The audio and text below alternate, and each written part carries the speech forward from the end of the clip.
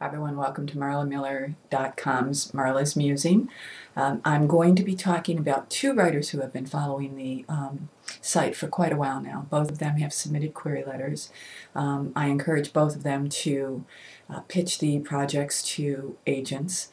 I liked both of them very much, and you might recall them if you've been following the site and clicking on the videos. One of them is called Kidjacked, and it was a query letter that he had pitched to Quick Query Critique quite a while ago, I think in October, and I thought it was a great project. It was a memoir, and encouraged him to pitch to agents. He did, and everyone that he pitched to said yes, they wanted to see the manuscript, and then proceeded to say no thank you once they read the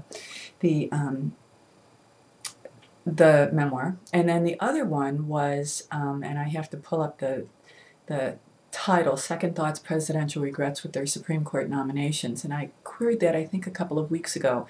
Again, another project that I like very much. It's about the bloops and blunders that presidents have made in selecting or almost selecting Supreme Court justices. And I thought, gosh, you know, evidently there's a lot of them, and I thought I'd want to read that book. And the writer had certainly enough writing chops to be able to deliver it. So I gave solid, supportive critiques to both of these writers. And the reason why we're doing this musing now is because they both made contact again.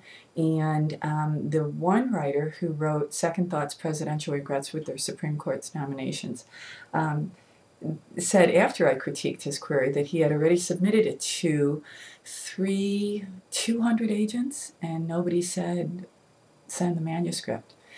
Then in that email, he told me that the manuscript is about 307 pages. It's long. When I had originally critiqued this gentleman's query letter, I saw this as a short book, one of those books that, you know, have the blurbs, and I saw it as a thin little book that would be maybe readable in one or two sittings. I think it might have excellent ebook possibilities. So I really would not discourage this gentleman from not pursuing the project. I think actually he said that he's going to continue.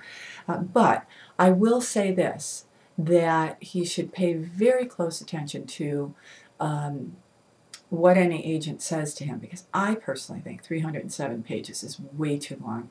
You'd have to be a real history buff to want to read this book, and I think this book from the query letter sounded more like a, you know, one of those books that you buy at the checkout stand, and it's just loaded with these wonderful little bullets of information that are easily digestible and make you go, gee, I didn't know that.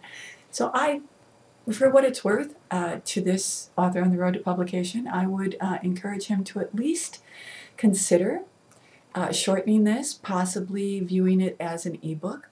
And then to the gentleman who is writing a memoir about his children actually being abducted by an ex-wife. I love the title, Kidjacked.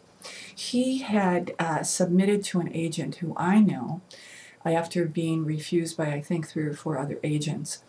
And he was nice enough to share her rejection.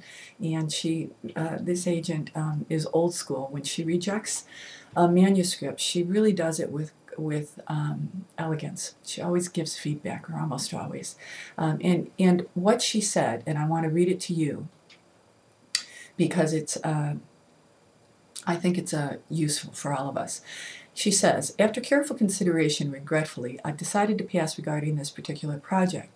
Despite the compelling nature of this true story, I didn't find myself pulled into the narrative as strongly as I'd hoped. Given how competitive the publishing marketplace has become, it's all the more important to feel 105% about any new project I take on, which is what you deserve, and then etc., etc. But I want to emphasize this line for all of us. I didn't find myself pulled into the narrative. So let me just spend the last few minutes of this musing talking about that. When you send your query letters to me, and I like them for one or two reasons. I like them because you know how to write a mean query letter that hooks. That's number one. Or I like them because they telegraph a story that is worth reading, or that at least I think is worth reading. Now, from a one-page query letter, I'm not going to know if it's one or the other. All I'm going to know from a one-page query letter is that what the author put on the page is compelling enough for me to want to read more. So if you're getting feedback from agents, and I would suggest you use the rule of if 3 people who you respect, who have better writing chops than you, tell you that there's something wrong in the narrative line, I would then start paying attention to that. Remember, there's quite a bit difference between writing a compelling query letter and then writing a story. So for what it's worth, I hope this is helpful to both of these writers. I think that both of them probably should take a look at their manuscripts and consider retooling them, consider recrafting. And for the gentleman who has the Second Thoughts Presidential Regrets book, I really would encourage him to write a very little book that has bullets of all the presidents and what they almost did in terms of making huge mistakes. I just think that would be a kind of a fun read, and for all the political junkies out there, who wouldn't want that on their bookshelf? So I'm not going to say any more, but I do want you all to know that